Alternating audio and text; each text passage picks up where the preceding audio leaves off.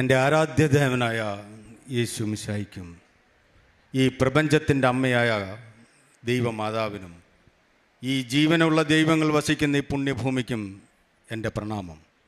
ഞാൻ രാജു ശിവാനന്ദൻ. ഇതെൻ്റെ മകൻ നിജിൽ രാജ്. ഞങ്ങൾ ആലപ്പുഴ ജില്ലയിൽ കായംകുളത്തു നിന്നാണ് വരുന്നത്. ഈ തിരുസന്നിധിയിൽ എൻ്റെ ഇത് രണ്ടാമത്തെ സാക്ഷ്യമാണ്. ഞാനും എൻ്റെ കുടുംബം ഒരു ഹിന്ദു ഫാമിലിയിലാണ് ജീവിക്കുന്നവരാണ്. എൻ്റെ മകൾക്ക് സുഖമില്ലാത്ത കാരണം കൊണ്ടാണ് ഞങ്ങൾ ഒക്ടോബർ 11 2023 ഇവിടെ വന്നിട്ട് സാക്ഷ്യമെടുക്കുന്നത്. സാക്ഷ്യമെടുത്ത അന്ന് രാത്രി ഇരുട്ട് വെളുത്തപ്പോൾ തന്നെ പിറ്റേന്ന് രാവിലെ തന്നെ എൻ്റെ വീട്ടിലെ അനുഭവങ്ങളുണ്ടായി. അതെല്ലാം ഞാൻ എൻ്റെ ആദ്യത്തെ സാക്ഷ്യത്തിൽ ഞാൻ പറഞ്ഞതാണ്. എൻ്റെ മകളുടെ കൈക്കുള്ളൊരു മുഴയുണ്ടായിരുന്നു, അത് അമ്മയുടെ തൈലം തേച്ച് ആ രാത്രിയിൽ തന്നെ മാഞ്ഞും പോയതും, എൻ്റെ ശരീരത്തിൽ വിഷാംശം നിറഞ്ഞ എൻ്റെ ശരീരം. കാരണം ഞാൻ ഷിപ്പിൽ വർക്ക് ചെയ്യുന്ന ആളാണ്, ഷിപ്പിൽ ജോലി ചെയ്തുകൊണ്ടിരുന്നത്. അവിടെ വെച്ച് എന്തോ എന്നെ കടിച്ചതാണ്, എന്താണെന്നറിയില്ല. എൻ്റെ ശരീരത്തിന് താങ്ങാൻ പറ്റുന്ന രീതിയിലുള്ള വിഷാംശമായിരുന്നു. പക്ഷേ അത് ഓരോ ദിവസം കഴിയുമ്പോഴും കൂടുന്നുണ്ടായിരുന്നു. പക്ഷേ ആ വിഷാംശവും മാറിയതും പിന്നെ എൻ്റെ മകൻ JIPMER Jawaharlal Nehru institute of medical സയൻസിൽ അവിടെ പോണ്ടിച്ചേരിയിൽ കാർഡിയോ വാസ്കുലർ ടെക്നീഷ്യൻ്റെ ജോലി ചെയ്തുകൊണ്ടിരിക്കുകയായിരുന്നു.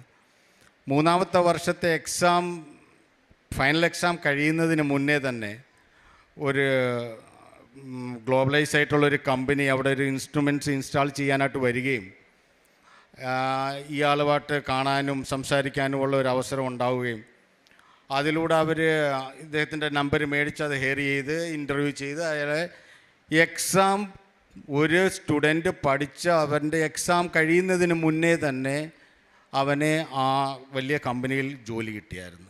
അത് ഞാൻ എൻ്റെ ആദ്യത്തെ സാക്ഷ്യത്തിൽ പറഞ്ഞതാണ്.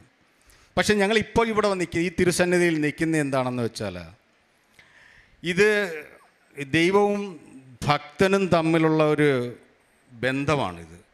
ആ മൂകമായിട്ടുള്ള ഒരു ബന്ധം. എനിക്ക് പോലും അറിയില്ല. ഞാനും എൻ്റെ കുടുംബവും ഈ തിരുസന്നിധിയിൽ വന്ന് എപ്പോഴും പ്രാർത്ഥിക്കും. വരുന്ന സമയത്ത് ഞാൻ നാട്ടിലെത്തുന്ന സമയത്തൊക്കെ ഞാൻ ഇവിടെ വരും, പ്രാർത്ഥിക്കും.